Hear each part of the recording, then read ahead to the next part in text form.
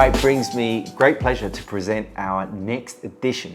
We are going off the beaten track, aren't we, Kyla? We are. We're getting off the main roads of Champagne. We've been giving you guys some great champagnes. Amazing. From some of the best Grand Cru vineyards in Verzenay, in Avize, in Le Mesnil-sur-Jeu, single plots, or Liudis as they're known. Vintages, amazing. Vintages, all sorts. And this time we thought, well, look, what are some of the vineyards that we haven't seen that are producing some really good wines that we wanted to present to you? And we've got to think about the geography of Champagne. So most people have this visual that they're going to go into Champagne and it's just one tight sort of area with completely covered in vines, and that's actually not true. It's a really large area. It's about 300 kilometres from top to bottom. It's really sprawling. You've got parcels in different areas. You've got sub-terroirs, so areas that have different soil types. It's not classically chalk everywhere. Yep. And then you've also got this Échelle de Cru ranking system, okay, where villages within Champagne, in 1919 actually, this system came into effect.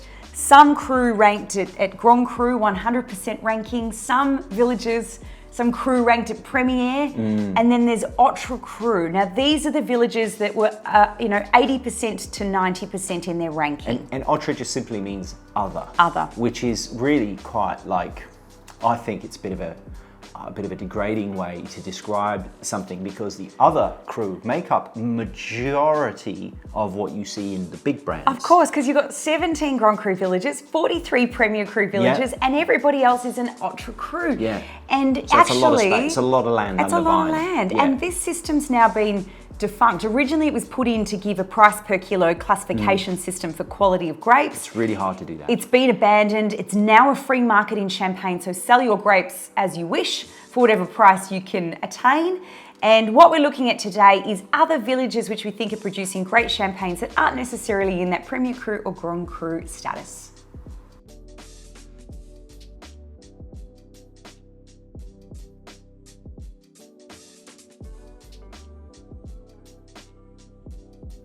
The champagne that's coming out to all of our lovers, to everybody, in fact. Yes. I'm actually really pleased to find Maurice Grumier in our midst, in our grip. Yep. So we're talking about a producer who is right bank of the Marne. Correct. So if you're looking at the river, Meunier. it's on the northern part. Yeah. So in the Marne, which is normally classic for Pinot Meunier, and originally this house, which has a long pedigree. Now we're talking 12 generations of grape growers working on these particular parcels. Yeah. But the family producing champagne under the Maurice Grumier brand has been doing so since 1928. So we're now 3 generations down. Yeah.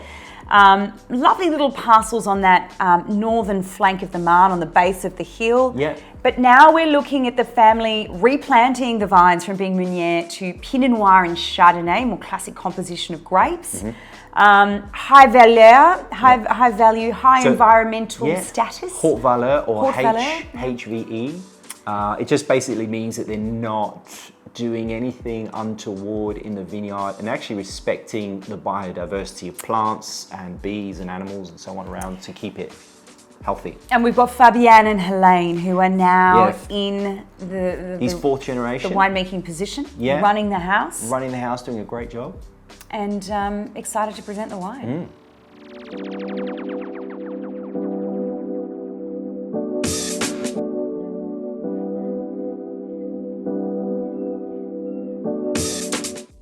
So the champagne that's coming out to everybody from Maurice Grumier is Le Plat Pierres, which is the flat stone in translation. Nothing wrong with a flat stone. No, but you know, when I see this composition and the technical details about this wine, my tail starts to wag, right? You're right up my alley here. So what's the main breakdown? We've got 60% Chardonnay with 40% Pinot Noir. So I like this balance. I like Chardonnay in that composition, but I also like Chardonnay with time. Right. And we have a vintage 2012. As you know, 2012 is a great year for Chardonnay, great year in Champagne.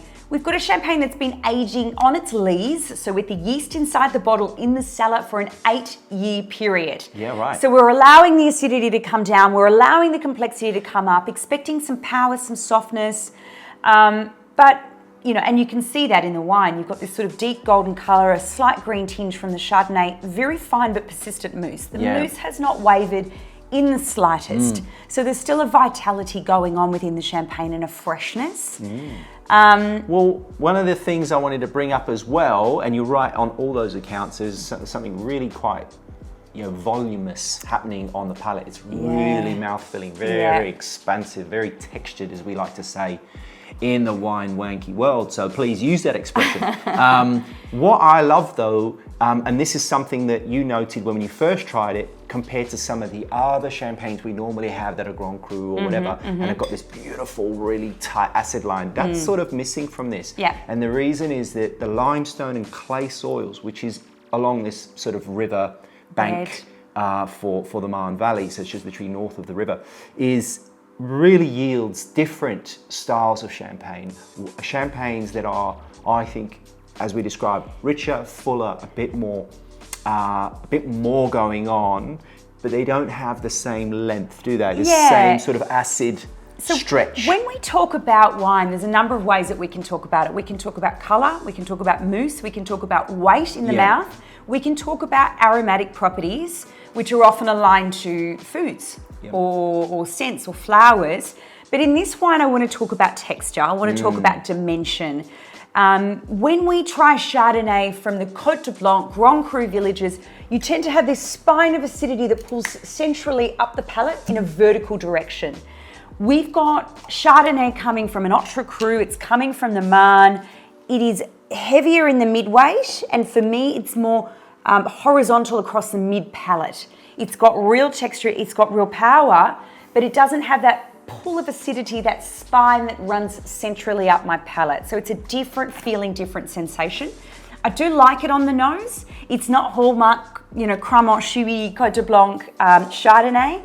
There's white orchard fruit. It's sort of more like golden delicious apple. There is that yellow fruit. From what my palate can pick up, I've had a real tough time coming back from being off COVID, and what happens is I can smell, but as soon as I taste, it's just like sensation, and that's it. But there's no flavour. So it'll come back. Don't worry. Until then, I'll share my notes with you. But what I can say, as always, with wines that are aged, as Kyla said, on lees for a long time, is when you pour them, leave them in the glass for a minute or two. Let them sort of get some air and start to gather their thoughts, because they'll give you a lot more.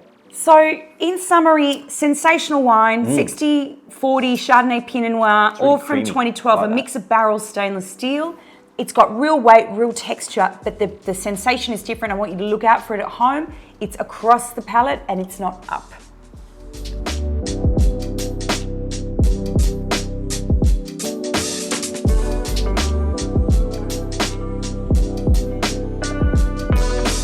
So our next producer is a Champagne Forest Marie. It's so exciting to kind of try all these new producers, isn't it? I love the fact that we're always seeing something new come to Australia. Yeah, well, our good friend, Michael Zavros, actually put me onto this. He came across it. He's an artist, a very good art painter. Check him out, Michael Zavros. Greek Cypriot lad. He said, Kira, I've just had this, it's amazing, and I hunted it down. It was actually glad to find that it was still available in Australia. And what's really fascinating about both of these wines is that they're recultant manipulant, which means that they're owned solely, all the vineyards are solely owned by the by the family, and then they are vinified and aged and produced all in one place. Yes, so that says all RM. on the family You've got land. a little sort of thing on the back, a little RM number. Now, they were established in 1746 as a family, so they're 12 generations. Can you imagine that? That's such a long It's a lot of knowledge, isn't it? It's a lot of knowledge, but also like the land. Can you imagine the land? So there's 86 plots in total that the two families own. So it's actually Thierry, which is the husband. He's got his family vineyards in Trigny, and Graciane, she has her families in a premier cru village called Écueil. We've had Écueil in the club before.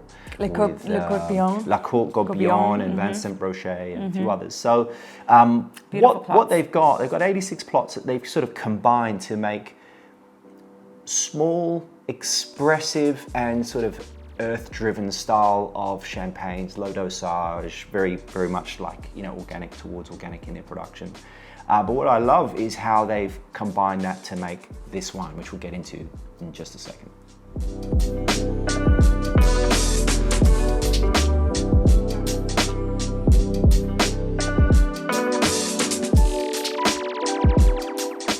What's coming out, Kiri? What's everybody getting this month? Right, so this month, Kyla, we've got the Brut from the Forest Marie family. They actually do it's their flagship. It's their flagship. They do a blend of a third of each of the varieties, Chardonnay, Pinot, Pinot Meunier.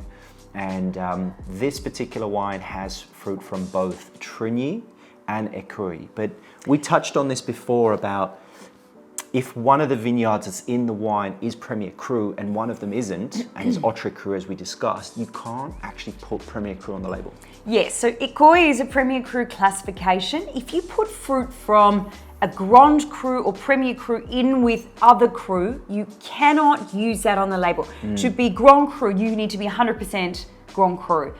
To be Premier Cru, 100% Premier Cru. The minute that you put something else in, so great example of this is the Palme d'Or, the prestigious Palme d'Or from Nicolas Fiet. Yeah. They put a tiny bit of fruit from Montguy, like which is down in the south, Yep. and it's an Autre Cru, and it's ranked at 80%, the lowest possible ranking, but it's some of the best Chardonnay in Champagne. It's tropical and rich and vibrant. They call It's it the gorgeous. Meursault of Champagne. Absolutely gorgeous, but you then cannot use Grand Cru status. So this throws this whole ranking system into question. And you've been very critical, I might say, of the ranking system over a long time. I still think As of a lot of people. there's some merit in it. There's alone. certainly that some of these Grand Cru villages bring sensational champagne to the glass. But I am also open to the opinion that Autre Cru are now, under great talent and great winemakers, producing sensational champagnes as well. Correct, and it's all about what you do with what you have as Yeah. opposed to what it's been classified as and what you can get away with. And I think that's the great leveler in Champagne, is that the quality is going up and up and up, and by 2025, all vineyards will have to be certified organic under the new legislation. So what makes that great is that everyone has to work towards a common goal and give you, the consumer, a better product. But you know, terroir, and let's just touch on that quickly, the French word terroir, which has no direct translation, is all the conditions of the vineyard, the aspect, the soil, the sand, the sun, whatever it is, but it actually also includes the human hand. So years and years and years of knowledge and experience and know-how, people forget that. Let's talk. So we've got a third, Chardonnay, Pinot Noir, Pinot Meunier. Yep. Such an interesting aromatic property on this I wine. like this. There was a little bit of sort of spice and pear and softness like you don't normally see. I was expecting to have more of the red fruit sort of spectrum. Didn't have any of that. We're based on sort of sandy soils for the Pinot Noir that's coming from here. Yeah. And I imagine the Pinot Meunier will be in Trigny because that's where Pinot Meunier is growing. And what they're doing is really getting some softer, more complex styles of fruit that way. Where it doesn't really need too much handling, which is great. Yeah, so the sandy soil, that sandy loam in Écueil, just makes that Pinot Noir a little bit prettier. You get some floral notes, you get some orchard fruit, and I got this really interesting sort of Parmesan character. See if you find it at home. I think that's blown off now. It initially had that sort of lazy funk. I think that's what it cheesy is. character. But now it's sort of really given way to more of that fruit. And a little bit floral, quite soft, quite delicate. Trigny is northwest of Reims, and it's really not on the tourist trail. So when you get to Champagne, and hopefully with us, try and get out of the tourist trail and explore some of these smaller villages of Champagne that have some of these amazing producers. It's great up there.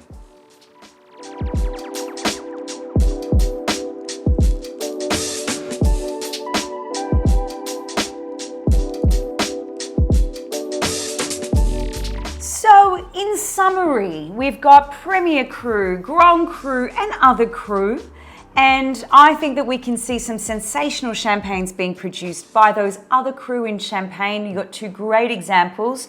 So really this is about the hand, it's about knowledge, it is about time. It's also about being adventurous, going off the beaten track, trying new things, exploring different areas and not falling into the same sort of rhythm of drinking the same thing over and over. I think that's the very essence of anything in life. And what about maybe just sort of taking off that knowledge hat that you get sort of, I get wedded to a certain style of champagne, appreciating different styles of champagne, different aroma, different texture, different weights. Correct.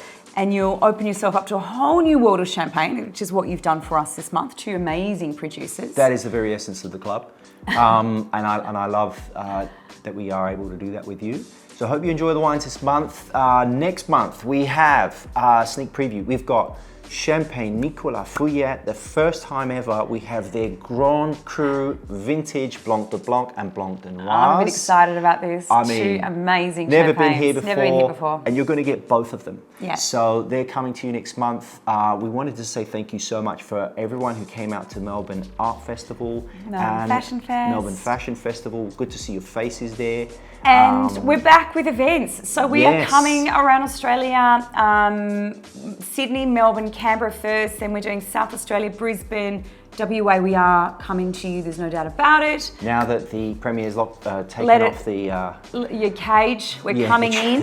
We can travel, we can see you again. But please make sure you stay in touch with us. You've got your Facebook group, you've got Instagram that you can share your photos on. Yep. We hope that you enjoy the wines for this month. We certainly enjoyed bringing them to you. Stay in touch with us. We're always here if you need or you have any questions. And until then, we will see you on the next edition. See you then. Bye for now.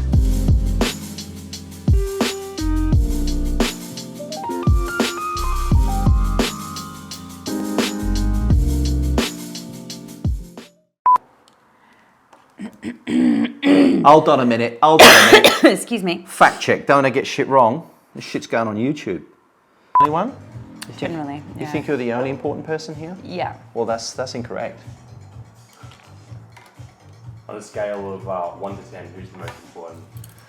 On a scale of 1 to 10, I think I'm probably pipping the 9.7 Richter scale.